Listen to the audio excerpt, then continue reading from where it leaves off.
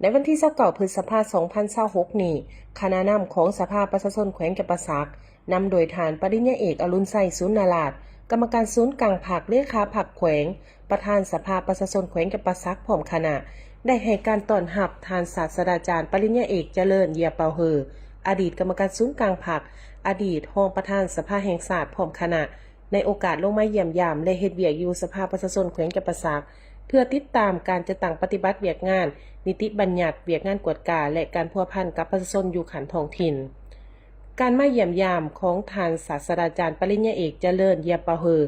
ได้เคลื่อนไหวเยี่ยมยามชมเบิงสำนักงานของสภาประชาชนแขวงจำปาสักที่ภายหลังได้สำเร็จโครงการก่อสร้างต่อเติมหอประชุมและห้องเฮ็ดเวียกของ6แขนงการพบปะเยี่ยมยามถามข่าวพนักงานและเบิงการปรับปรุงจัดสรรสถานที่เฮ็ดเวียกของสภาประชาชนแขวงจากนั้นทานศาสตราจารย์ปริญญาเอกเจริญเยียเปาเฮอได้พบปะกับทานปริญญาเอกอรุณไสยสุนนาราชประธานสภาประชาชนแขวงจำปาสักซึ่งได้รับฟังการรายงานย่อเกี่ยวกับผลการจัดตั้งปฏิบัติเวียกงานในระยะผ่านมาสภาพร่วมการเคลื่อนไหวขององค์คณะพรรคแขวงเวียกงานสภาประชาชนแขวงขอยุ่งยากและทิศทางแผนการในต่อหน้าโอกาสนี้ทานศาสตราจารย์ปริญญาเอกเจริญเยียเปาเฮอให้คำเห็นตีราคาสูงต่อผลสำเร็จในการปฏิบัติเวียกงานขององค์คณะพรรคแขวงและเวียกงานของสภาประชาชนแขวงตลอดระยะผ่านมาโดยเฉพาะการปฏิบัติบทบาทหน้าที่ตามสิทธิและหน้าที่ที่กฎหมายกำหนดพร้อมทั้งได้เน้นให้สืบต่อเสริมสร้างความเข้มแข็งในการเฮ็ดเวียก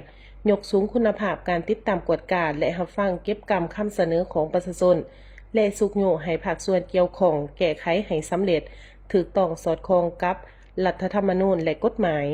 การลงเยี่ยมยามและเฮ็ดเวียกของทานศาสตราจารย์ปริญญาเอกเจริญเยียเปาเฮอในครั้งนี้ถือเป็นโอกาสอันดีในการแลกเปลี่ยนบทเรียนประสบการณ์ต่อคณะนำของสภาประชาชนแขวงจำปาสักที่ได้ใกล้ชิดติดแถบและเรียนรู้เอาบทเรียนประสบการณ์ของทานซึ่งทานเป็นอดีตการนำที่มีประสบการณ์มีความรู้ความสามารถเป็นตัวแบบและติดพันกับประวัติศาสตร์ในการประกอบส่วนร่วมปฏิบัติหน้าที่เวียกงานของภาครัฐตลอดระยะ50 กว่าปีในภารกิจปกปักรักษาและสร้างสรรค์ประเทศชาติ